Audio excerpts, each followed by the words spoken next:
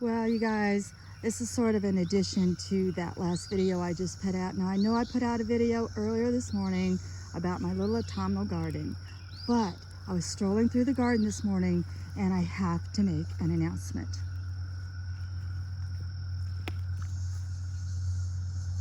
The monarchs have hatched. That is like my work every year. This is what I do. This is what, oh, look how many. Look how many. Look, there's another big one. Yep, and these beautiful flowers will be eaten to the ground, but that's okay. That's what we leave them for. Look at them. All those gorgeous monarchs leave me in charge of their babies, and these will become beautiful, gorgeous monarchs, and they will make their way to Canada, and from Canada they'll turn around and go back to Mexico in the little 2 hectares that they have left. Thankfully, the Mexican government now does tourism. I'm not sure how long that's been going on, but that tourism is providing the funds and their ability to generate enough money to save that part of the forest. And one day these caterpillars will be in Mexico as monarchs. Let's go see how many are in the front garden.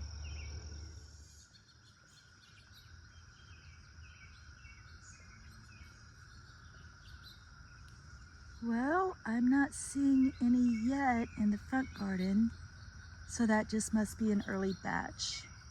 I'm sure they've hatched because most of the monarchs descended early on. They're probably hatched, we're just not seeing them. They're probably just not big enough to see yet. Well, bye-bye, beautiful flowers. You're about to become lunch. All right, when they start hatching up here in the front garden, I'll film it again. It's so exciting. Let's go look at them one more time.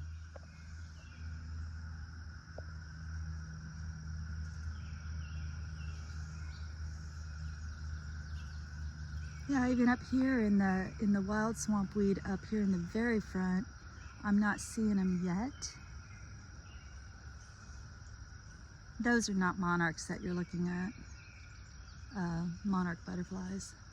That's another species of butterfly. We call it the butterfly experience. Whenever a car goes by, in the afternoon as the heat rises, and the nectar starts to flow, there are probably 100, maybe at a time. And when a car goes by, they all whoosh up in the air at once, and they go up in this big orange cloud, and then they swirl, and they look kind of like a DNA strand when they come back down. And people who drive by experience that because, you know, it makes a huge whoosh, 100 butterflies at once whooshing up in the air. And then they just swirl back and settle back down on these milkweeds. Now again, this is our native, it's called a swamp milkweed. Let's go back and look at the caterpillars happily munching at the swamp milkweed in the back. All right, I'm gonna be very careful not to step on my new cucumber plants, but we're back down here, and this is the lighter pink milkweed, which is, I believe, called the plains milkweed. And as you can tell, the mother, apparently, mothers, because that's 2 different sizes of caterpillar,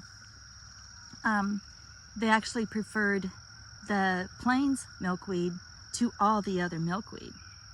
Now, they'll eat the other milkweed, but they just linger for a long time on their own for about 10 to 14 days. Wherever they hatch out, that's where they linger, and they eat night and day, hundreds of times their own body weight.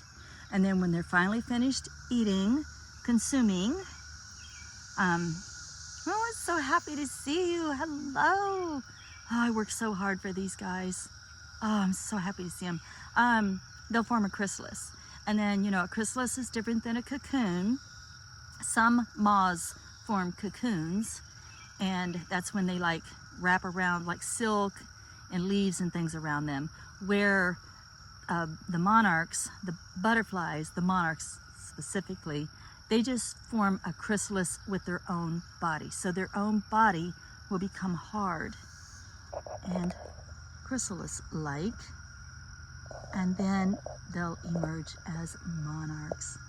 Guys, I am so excited. Thank you all for sharing this with me. I'm so excited to see them. I'm always so happy when the monarchs hatch out. Look at this guy again. If I can get a good view of him. He's right there. All right. All right. I'm gonna leave them alone. Thanks guys for being here and joining in this with me. Much love and light. Blessed be the monarch.